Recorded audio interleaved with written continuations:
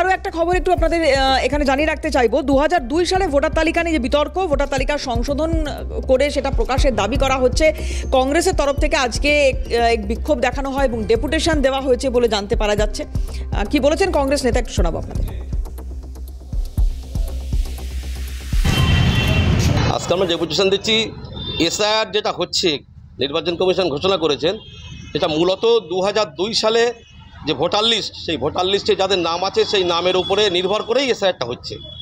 আমাদের কাছে তথ্য এবং প্রমাণ আছে যে 2002 সালে নির্বাচন কমিশন যে ভোটার লিস্ট আপলোড করেছে অনলাইনে, তাতে করে প্রচুর দুর্নীতি করেছে। দুর্নীতি মানে প্রচুর লোকের নাম বাদ দিয়েছে, বিশেষ করে সংখ্যালঘু সম্প্রদায়ের নাম তারা বাদ দিয়েছে। রয়েছে এই জালি এসআইআর আমরা মানি না। একটা বুথে 34 জনের নাম বাদ দিয়েছে, মানে কত লক্ষ লোকের নাম বাদ দিয়েছে। এই লিস্ট আমরা মানি না। ভোটার তালিকা থেকে নাম বাদ গেছে এমন অনেকেই রয়েছেন, তাদের মধ্যে একজন কি বলছেন দেখুন। আমি 2002 সালে যে ভোট দিয়েছি, এখন আপাতত আমার নাম নেই, আপনার লিস্টে নাম নেই। এখন অনলাইনে আমার নাম আপলোড হয়নি, বাদ গিয়েছে।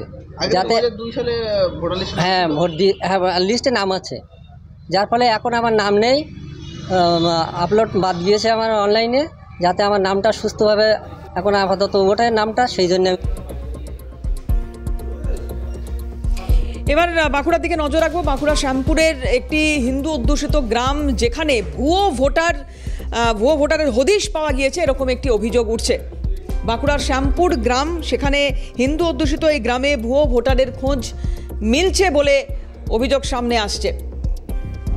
5 সংখ্যালঘু ভোটারের নাম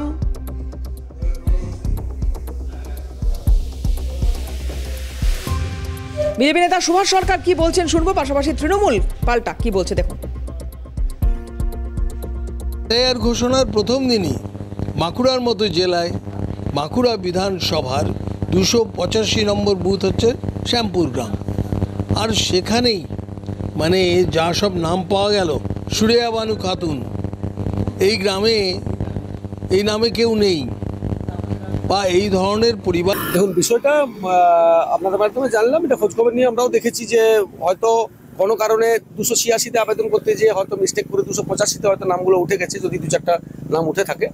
তো এটা আমরা খবর নিয়ে দেখলাম, এটা অনেক আগেরই আবেদন, 2022 সালের আগে ওদের আবেদন ছিল, নতুনভাবে কোনো আবেদন করা হয়নি। তবে এটুকু বলতে পারি, যদি দেখা যায় যে অন্য কোনো বুথ থেকে এই বুথের নাম শিফটেড হয়ে চলে এসছে,